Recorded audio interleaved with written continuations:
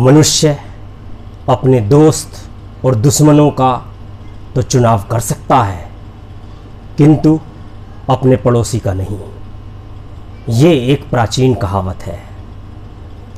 एक राष्ट्र के रूप में अगर हम भारतवर्ष के पड़ोसी राष्ट्रों की तरफ देखें तो पाते हैं कि चीन और पाकिस्तान दो हठी राष्ट्र हमारी सीमाओं पर विद्यमान हैं। भारत और चीन की सीमाएं कभी भी लंबे समय तक शांत नहीं रही हैं और समय समय पर घटनाक्रम इस तरीके से आगे बढ़ता है कि युद्ध के आशंका के बादल दिखाई देने लगते हैं। भारत और चीन वर्तमान में भी सीमा पर अनेक सेक्टर्स में संघर्षरत हैं। आइए बात करते हैं भारत चीन सीमा विवाद क्या है और ये एशिया के इतिहास के लिए क्यों महत्वपूर्ण है और इस विवाद का क्या कोई समाधान हो सकता है। तो सर्वप्रथम भारत चीन सीमा से बात को प्रारंभ करते हुए समझते हैं कि क्या है भारत चीन सीमा विवाद, जिससे कभी कभी ये भी प्रतीत होता है कि कहीं तृतीय विश्व युद्ध की शुरुआत भारत चीन संघर्ष से न हो जाए। देखिए, भारत और चीन के बीच 4056 किलोमीटर लंबी सीमा है और ये सीमा 5 राज्यों से होकर के गुजरती है। पहला केंद्र शासित प्रदेश लद्दाख, दूसरा उत्तराखंड, हिमाचल प्रदेश, फिर सिक्किम और अरुणाचल। एक प्रकार से अगर हम कश्मीर से लेकर और अरुणाचल तक भारत और चीन की सीमा को देखें तो इसको मोटे तौर पर 3 हिस्सों में हम तोड़ सकते हैं। पहला उत्तर पश्चिम में जो जम्मू कश्मीर के पास चीन हमारी राष्ट्र की सीमा से मिलता है, उस हिस्से को हम पश्चिमी लाइन ऑफ एक्चुअल कंट्रोल कहते हैं। जो बीच का हिस्सा है उसको हम मिडिल लाइन ऑफ कंट्रोल कहते हैं और जो उत्तर पूर्व के अंदर अरुणाचल और सिक्किम के पास भारत चीन सीमा मिलती है उसको हम पूर्वी लाइन ऑफ एक्चुअल कंट्रोल कहते हैं। अगर भारत चीन सीमा विवाद के बिंदुओं को देखें तो उत्तर पश्चिम में यानी नॉर्थ वेस्ट फ्रंट पर अक्साई चीन सबसे महत्वपूर्ण क्षेत्र है विवाद की जड़। और इसी तरीके से अगर हम उत्तर पूर्वी दिशा में देखें तो अरुणाचल और सिक्किम दोनों ही पूर्वी क्षेत्र में भारत और चीन के मध्य सीमा विवाद की बड़ी समस्याएं हैं। बात को आगे बढ़ाने से पहले जानते हैं ये अक्साई चीन क्या है और क्यों महत्वपूर्ण है भारत और चीन के लिए और वर्तमान में किसके नियंत्रण में ये है और क्या इसका इतिहास संक्षिप्त में हम जान सकते हैं। तो देखिए, अक्साई चीन लगभग 37,000 वर्ग किलोमीटर का पहाड़ी इलाका है और 4,000 से 7,000 मीटर ऊंचाई के पहाड़ यहाँ हैं। सामान्यतः ये क्षेत्र निर्जन है और महत्वपूर्ण इसलिए है क्योंकि यहाँ नमक भारी मात्रा में उपलब्ध है। इसी प्रकार से प्राचीन व्यापारिक मार्ग इस अक्साई चीन से होकर के ही जाता है, यानी कि भारत से तिब्बत, भारत से चीन और भारत से अगर सेंट्रल एशिया जाना चाहें तो पुराने ज़माने से ही यहीं के मार्गों से होकर के इन क्षेत्रों से व्यापार किया जा सकता है। तो ये व्यापारिक महत्ता इसकी कोई छुपी हुई नहीं है। और तीसरा इसका कारण ये भी है कि ये भारत, पाक और चीन जो कि परंपरागत मित्र नहीं हैं, उनके बीच ये एक हाई बैटल ग्राउंड है और सामरिक दृष्टि से बहुत ही महत्वपूर्ण है, चीन के लिए भी और भारत के लिए भी। अब प्रश्न उठता है कि अक्साई चीन किसके नियंत्रण में है। तो इसका जवाब है कि 1962 के युद्ध के बाद ये सारा इलाका चीन के कब्जे में चला गया और चीनी मत है कि ये अक्साई चीन उनके जिनजियांग प्रांत का हिस्सा है और ये जिनजियांग प्रांत और तिब्बत के बीच का जो कनेक्टिंग रोड है वो अक्साई चीन से होकर के ही गुजरता है, अर्थात चीन के लिए भी ये महत्वपूर्ण क्षेत्र है। अक्साई चीन के इतिहास के बारे में अगर हम बहुत छोटे रूप में बात करें तो 1848-49 में अंग्रेज़ों में और सिखों में युद्ध हुआ। उस युद्ध में सिख पराजित हुए और समस्त सिख साम्राज्य अंग्रेजी राज्य में विलीन कर लिया गया। इस सिख साम्राज्य के अंग्रेजी राज में मिलने के कारण से ही लद्दाख भी अक्साई चीन के साथ अंग्रेजी नियंत्रण में चला गया और अंग्रेज़ों ने यहाँ नॉर्थ वेस्ट फ्रंटियर प्रोविंस नाम से एक प्रशासनिक इकाई गठित की, जो आधुनिक भारत के इतिहास में किताबों में हमें देखने को मिलती है। अब अगर हम उत्तर पूर्वी सीमा की बात करें अरुणाचल और सिक्किम की, तो अंग्रेज़ों ने इस क्षेत्र पर कब्जा करने के बाद जैसे पश्चिम में उन्होंने नाम दिया नॉर्थ वेस्ट फ्रंटियर प्रोविंस, ऐसे ही पूर्व में उन्होंने जो प्रोविंस गठित किया उसका नाम दिया नॉर्थ ईस्ट फ्रंटियर एजेंसी, अर्थात नेफा, NEFA, और इसी नाम से आप इससे परिचित भी हैं इस क्षेत्र से ब्रिटिश काल के दौरान। देखिए, महत्वपूर्ण बात समझने की ये है कि ये अक्साई चीन और अरुणाचल प्रदेश और सिक्किम 1962 का भारत चीनी युद्ध इन्हीं दोनों क्षेत्रों में एक साथ लड़ा गया था। और ये अरुणाचल प्रदेश और सिक्किम का इलाका कैसा है, ये लगभग 90,000 वर्ग किलोमीटर का क्षेत्र है। अरुणाचल प्रदेश इसलिए महत्वपूर्ण है क्योंकि अरुणाचल का बॉर्डर चीन, म्यांमार और भूटान 3 देशों से मिलता है और इसी प्रकार से सिक्किम का बॉर्डर भी 3 देशों से मिलता है, जिनमें नेपाल, भूटान और चीन है। तो अरुणाचल और सिक्किम दोनों का अंतर्राष्ट्रीय भौगोलिक महत्व भी है। इसके अलावा ये अरुणाचल और सिक्किम किसके नियंत्रण में है? जैसे मैंने आपको पहले बताया कि अक्साई चीन चीन के नियंत्रण में है इस समय, उसी तरीके से अरुणाचल और सिक्किम इस समय भारत के नियंत्रण में है। और चीन का मानना है कि अरुणाचल भारत का हिस्सा नहीं है बल्कि ये दक्षिणी तिब्बत है, अर्थात चीनी मत है कि अरुणाचल दक्षिणी तिब्बत है, अर्थात ये चीन का पार्ट बनना चाहिए।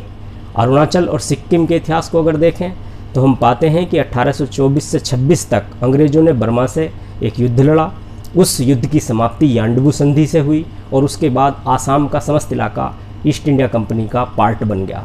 इसी प्रकार से 1885 में अंग्रेज़ों में और बर्मी लोगों में पुनः एक युद्ध हुआ और उस युद्ध के द्वारा बर्मा पूरी तरीके से अंग्रेजी भारत में मिला लिया गया। अर्थात बर्मा के ब्रिटिश भारत का अंग बनने से चीन का ईनान प्रांत ब्रिटिश भारत से मिल गया और इस प्रकार अंग्रेज़ों ने यहाँ नॉर्थ ईस्ट फ्रंटियर एजेंसी नेफा नामक प्रशासनिक इकाई का गठन किया। सिक्किम के अगर इतिहास के बारे में बात करें तो यहाँ 1975 में यहाँ के राजा ने एक जनमत संग्रह कराया और उस जनमत संग्रह में भारी मतों से लोगों ने भारत में शामिल होने की मांग की और इसको भारत में शामिल कर लिया गया। इसका चीन ने प्रबल विरोध किया, किंतु 2003 में और 2005 में अंततः चीन ने स्वीकार किया कि सिक्किम अब विवाद का क्षेत्र नहीं है। अब दोनों पहाड़ी क्षेत्र होने के कारण से, यानी अक्साई चीन भी और अरुणाचल और सिक्किम भी, सीमाओं का स्पष्ट विभाजन इस क्षेत्र में नहीं था। इसलिए अंग्रेज़ों ने ये सीमांकन कार्य प्रारंभ किया जब उन्होंने पश्चिम में नॉर्थ वेस्ट फ्रंटियर प्रोविंस बनाया और पूर्व में उन्होंने नॉर्थ ईस्ट फ्रंटियर एजेंसी नेफा की स्थापना की। आइए अब हम आगे इसको देखते हैं कि आगे क्या हुआ। अगर अंग्रेज़ों ने जब ये सीमांकन कार्य प्रारंभ किया तो सर्वप्रथम पश्चिमी सेक्टर की बात करते हैं, यानी कि अक्साई चीन की, यानी लद्दाख के जम्मू कश्मीर के आसपास के इलाके की। तो 1865 में सर्वे ऑफ इंडिया के एक अधिकारी W.H. जॉनसन ने एक जॉनसन लाइन प्रस्तुत की जिसमें अक्साई चीन को जम्मू कश्मीर का हिस्सा घोषित किया उन्होंने, और ये रिपोर्ट उन्होंने जम्मू कश्मीर के डोगरा राजा को सौंपी और जम्मू कश्मीर के डोगरा राजा ने शाहदुल्ला किला बनवाया जो इस वक्त अक्साई चीन से भी थोड़ा आगे है और चीनी क्षेत्र में है, और वहाँ पर अपनी सेना भी तैनात की। इसके बाद एक ध्यान रखने की बात ये भी है कि ये जो अक्साई चीन जिस जिनजियांग प्रांत का हिस्सा चीन इसे मानता है, 1878 तक ये जिनजियांग प्रांत चीन का डायरेक्ट शासित क्षेत्र नहीं था। अर्थात 1878 में चीन ने इस प्रांत पे अपना नियंत्रण स्थापित किया। और उसके बाद हम देखते हैं कि 1890 में उन्होंने चुपके से सादुल्ला के फोर्ट पर भी कब्जा कर लिया और 1892 में तो कराकोरम दर्रे के पास चीनी प्रशासनिक अधिकारियों ने सीमांकन भी किया। सर जॉन अर्डाग 1897 में ब्रिटेन की तरफ से इस क्षेत्र में गए और उन्होंने एक नई रेखा बनाई जो कि जॉनसन रेखा के आधार पर ही बनी थी और इसको जॉनसन अर्डाग लाइन कहा गया। लेकिन अब चतुर चीन ने नए नक्शे बनाने प्रारंभ कर दिए। ऐसी स्थिति में भारत के गवर्नर जनरल लॉर्ड एल्गिन के समय में 1899 में मैकार्टनी और मैकडोनाल्ड के नेतृत्व में एक नई लाइन बनाई गई। पश्चिमी सेक्टर में भारत और चीन के बीच की विभाजक रेखा बनाई गई और ये रिपोर्ट चीन के क्विंग शासन को भी सौंपी ब्रिटिश इंडिया ने, किंतु चीन ने इस रिपोर्ट का कभी भी कोई प्रत्युत्तर नहीं दिया। प्रथम विश्व युद्ध के बाद हम देखते हैं कि अंग्रेज़ों ने ऑफिशियली जो 1865 की जॉनसन लाइन सबसे पहले विभाजक रेखा बनी थी और जिसमें अक्साई चीन को जम्मू कश्मीर का क्षेत्र माना गया था, उसी के आधार पर अपने रिकॉर्ड बनाने शुरू किए। 1917 में चीन ने भी अपना एक सरकारी नक्शा जारी किया और इस नक्शे में भी अक्साई चीन को जॉनसन लाइन के आधार पर भारतीय क्षेत्र दिखाया गया था। उसके बाद हम देखते हैं कि 1925 में पीकिंग यूनिवर्सिटी एटलस में भी अक्साई चीन को भारतीय भूभाग ही दर्शाया गया। 1947 में आज़ादी प्राप्त होने तक ये इसी तरीके से अक्साई चीन भारत का भाग परंपरा की दृष्टि से बना रहा। अब हम देखते हैं नॉर्थ ईस्ट फ्रंटियर एजेंसी यानी नेफा में अरुणाचल और सिक्किम के क्षेत्र में क्या हुआ। देखिए, सीमा निर्धारण हेतु अंग्रेज़ों ने 1914 में शिमला कन्वेंशन बुलाया और इस शिमला कन्वेंशन में इंग्लैंड, चाइना और तिब्बत इनवाइट किए गए। हेनरी मैकमोहन जो कि प्रमुख वार्ताकार थे, उन्होंने अपने प्रस्ताव प्रस्तुत किए और उन्होंने अपनी लाइन खींच के बताई कि ये विभाजक रेखा हो सकती है। प्रारंभ में चीन और तिब्बत दोनों इसको स्वीकार रहे थे, किंतु धीरे धीरे चीन इससे पीछे हटने लगा और बाद में हम देखते हैं कि जैसे ही तिब्बत द्वारा स्वतंत्रता प्राप्ति के प्रयास किए गए, तब चीन ने शिमला कन्वेंशन और इसके द्वारा खींची गई मैकमोहन लाइन दोनों को अवैध घोषित कर दिया। चीन का मत था कि चूंकि तिब्बत स्थानीय सरकार थी, ये चीन का प्रतिनिधित्व नहीं करती थी, अतः उसे संधि करने का कोई अधिकार नहीं था। इसके अलावा चीन 1906 के एंग्लो चाइनीज़ कन्वेंशन और 1907 के एंग्लो रशियन कन्वेंशन की दुहाई भी शिमला समझौते के काट के लिए देता रहा है। अतः स्पष्ट विभाजन इस सेक्टर में भी नहीं हुआ 1947 तक और हम देखते हैं कि ये ऐसे ही पश्चिमी सेक्टर में भी और पूर्वी सेक्टर में भी ऐसे ही सीमा विभाजन नहीं हो पाया और ये विवादग्रस्त ही बनी रही। इस भारत चीन सीमा विवाद के संघर्ष की अगर हम देखें तो इसके 3 आयाम हैं जो इस संघर्ष को गहरे अर्थों में प्रभावित करते हैं। पहला आयाम है चीन की विश्व शक्ति बनने की इच्छा। दूसरा आयाम है जल संघर्ष, क्योंकि 4 हिंदुस्तान की बड़ी नदियां चीनी क्षेत्र से ही निकलती हैं और जिनका पानी भारतीय प्रांतों के लिए अत्यंत ही महत्वपूर्ण है। और तीसरा पॉइंट है दलाई लामा और हिमाचल प्रदेश की धर्मशाला में तिब्बत की निर्वासित सरकार की उपस्थिति, ये चीन को असहज करती है। तो ये अन्य आयाम है इस भारत चीन सीमा विवाद के। अब प्रश्न उठता है कि आज़ादी के बाद क्या हुआ। देखिए, आज़ादी के बाद 1962 में भारत चीन में युद्ध हुआ, पश्चिमी सेक्टर में भी अक्साई चीन में और पूर्वी सेक्टर में भी अरुणाचल प्रदेश में। उसके बाद हम देखते हैं कि 1963 में चाइना पाक बॉर्डर समझौता हुआ, जिसमें पाकिस्तान ने जम्मू कश्मीर की 5180 वर्ग किलोमीटर भूमि चीन को दे दी, जिसे ट्रांस कराकोरम ट्रैक्ट इतिहास में हम जानते हैं। अतः अब चीन जम्मू कश्मीर का भी हिस्सेदार बना, परंतु भारत इसको वैधानिक रूप से मानता नहीं है और ये स्वीकार नहीं करता कि पाक और चीन का बॉर्डर मिला हुआ है।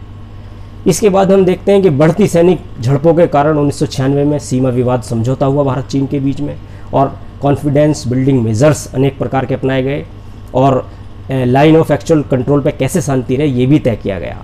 सशस्त्र संघर्ष से बचने का दोनों पार्टियों ने अपना समर्थन दिया, सहमति दी। इसके बाद हम देखते हैं कि फिर भी 2013 में दौलत बेग गोल्डी हुआ, 2014 में डैम चौक हुआ, 2015 में बुर्त से एपिसोड हुआ, 2017 में डोकलाम हुआ, जहां 73 दिन तक भारत और चीन की सीमाएं आमने सामने डटी रही। और अब 2020 में भी हम देखते हैं कि कभी अक्साई चीन, कभी पेंगोंग लेक और कभी उत्तरी सिक्किम में भारत और चीन की सेनाओं में झड़पें आम बात हो चली हैं। वर्तमान में सीमा विवाद पुनः जोर पकड़ रहा है और यह भारत चीन के युद्ध की संभावना को पैदा करता है।